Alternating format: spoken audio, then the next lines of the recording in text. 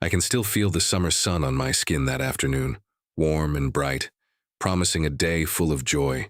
I stood in front of the mirror for almost an hour, adjusting the soft blue dress I had bought just for this occasion. It wasn't flashy, but it made me feel confident, like I could finally step into Sarah's world without feeling out of place. 2 years of dating, 2 years of stolen weekends, late-night talks, and whispered promises. Today was supposed to be the day her family finally saw me as the woman who made their daughter happy. Sarah came up behind me, wrapped her arms around my waist, and kissed my shoulder. "You look beautiful," she whispered. "They're going to love you, babe. Just relax." Her words melted some of my nerves.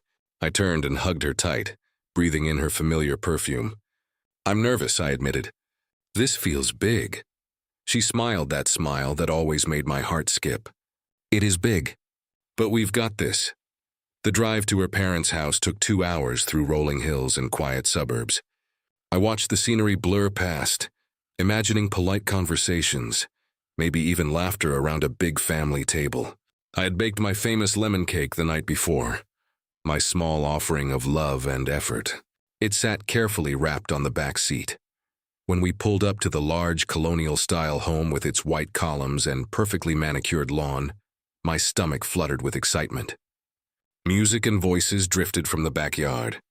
Children were running around and the smell of barbecue filled the air. Sarah squeezed my hand as we walked through the gate. Ready? I wasn't, but I wanted to be. For her, the moment we stepped into the yard, the energy shifted. Conversation slowed. Heads turned. Sarah's mother, Elaine, was the first to approach. Her smile was tight, her eyes scanning me from head to toe like she was inspecting something she didn't approve of. "So this is her," she said, not even bothering with a proper greeting.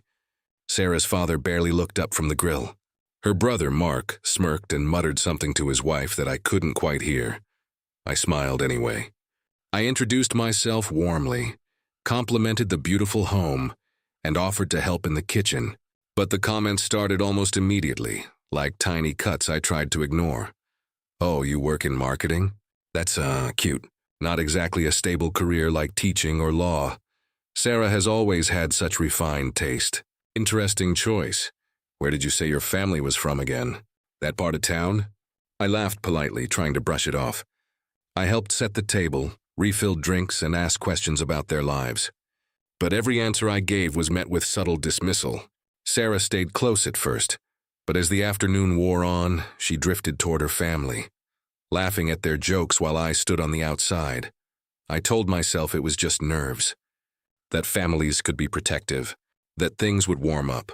But what I didn't know that day was that the worst was yet to come, and that the woman I loved more than anything would be the one to deliver the final blow.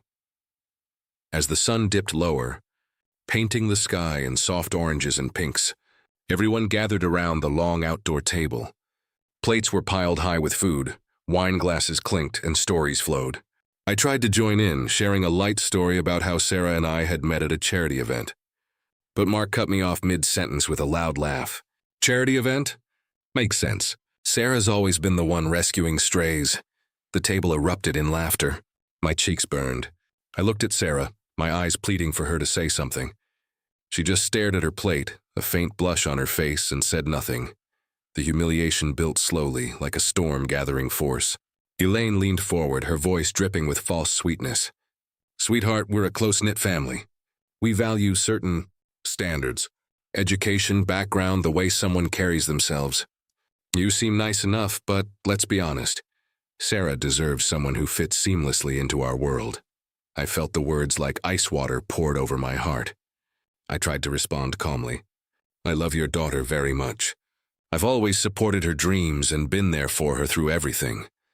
But they talked over me. Mark made another joke about my humble beginnings, and more laughter followed. Tears stung my eyes, but I held them in. I stood up quietly. "I think it's best if I step away for a moment." As I turned to leave the table, Elaine's voice rang out clearly. "Perhaps an apology is in order first." For disrupting our family gathering, my heart stopped. I turned back, stunned, and then Sarah finally spoke. She looked up at me, her expression a mix of embarrassment and pressure, and said the words that shattered 2 years of love into pieces. "Yeah, Maybe you should apologize to everyone. You're making things really awkward." The backyard went silent except for the distant sound of children playing. I stood there, frozen, searching her face for any sign of the Sarah I knew, the one who held me when I was sick, who cried during our movie nights, who promised forever. But she wouldn't meet my eyes. I didn't yell. I didn't cry in front of them. I simply picked up my purse, left the lemon cake untouched on the counter, and walked out through that same gate I had entered with so much hope. Sarah didn't follow me, not then. Not when I reached the car. Not even when I drove away. The drive home was a blur of tears and disbelief. When Sarah finally came back to our apartment hours later, the air between us was thick with tension. "You overreacted," she said, sighing as she kicked off her shoes. "My family is protective. They just want what's best for me. If you could just apologize and try to fit in better." I stared at her in disbelief. "Apologize for what, Sarah? For loving you? For existing in their presence?" That night I slept on the couch, staring at the ceiling as memories flooded me. The way she used to trace patterns on my back while we fell asleep. The weekends we spent planning our future. How she once told me I was her safe place. All of it felt like a lie now. The pain was overwhelming. I cried until my chest hurt. I questioned my worth, replaying every comment, every cold glance. Had I been blind this whole time? Was our love always conditional on her family's approval? Days blurred into one another.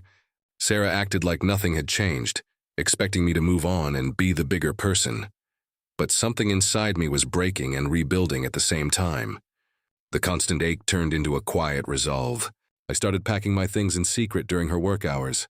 I researched new cities, new opportunities.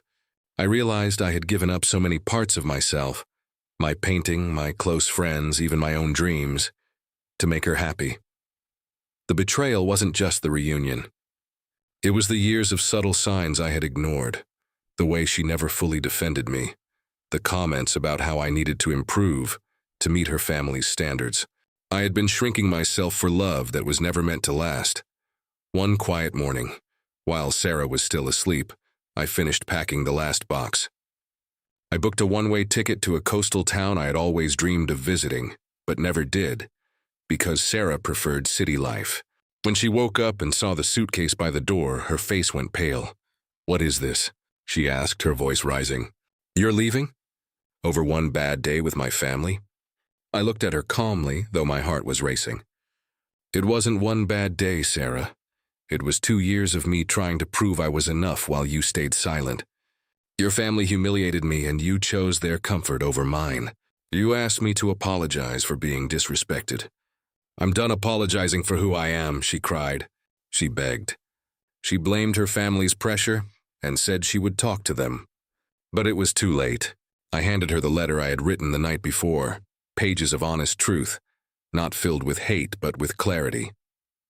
I told her how her silence had destroyed the trust we built. I told her that real love lifts you up instead of making you shrink. I wished her well, but I also said goodbye. I walked out that door without looking back. The plane ride was the first breath of freedom I had felt in months. As I watched the city disappear below the clouds, tears fell, but they were healing tears. In my new coastal home, I slowly rebuilt. I woke up to the sound of waves instead of arguments. I unpacked my paints and started creating again, vibrant seascapes that reflected the peace I was finding. I reconnected with old friends who celebrated me instead of tolerating me. Months passed, and the weight on my chest grew lighter. Through mutual friends, I heard updates. Sarah's family kept pushing her towards suitable matches, but she struggled. The perfect image she had protected so fiercely began to crack. She reached out once, months later, with a long message apologizing, but I didn't respond. Some doors are better left closed. Looking back now, that humiliating family reunion was the painful catalyst I needed. It exposed the truth I had been avoiding. The strongest form of revenge isn't shouting or revenge plots. It's choosing yourself completely. It's walking away with dignity and building a life so full and beautiful that the pain becomes a distant memory. If you're going through betrayal right now, whether from family, a partner, or someone you trusted, please hear this. Your worth is not up for negotiation. You don't have to apologize for taking up space or asking to be treated with respect. Sometimes the most powerful thing you can do is buy that one-way ticket, metaphorically or literally, and start over. I'm finally at peace. The ocean reminds me every day that life keeps moving forward, and so can we. Thank you for listening to my story. If it resonated with you, share your own experiences in the comments. You're not alone.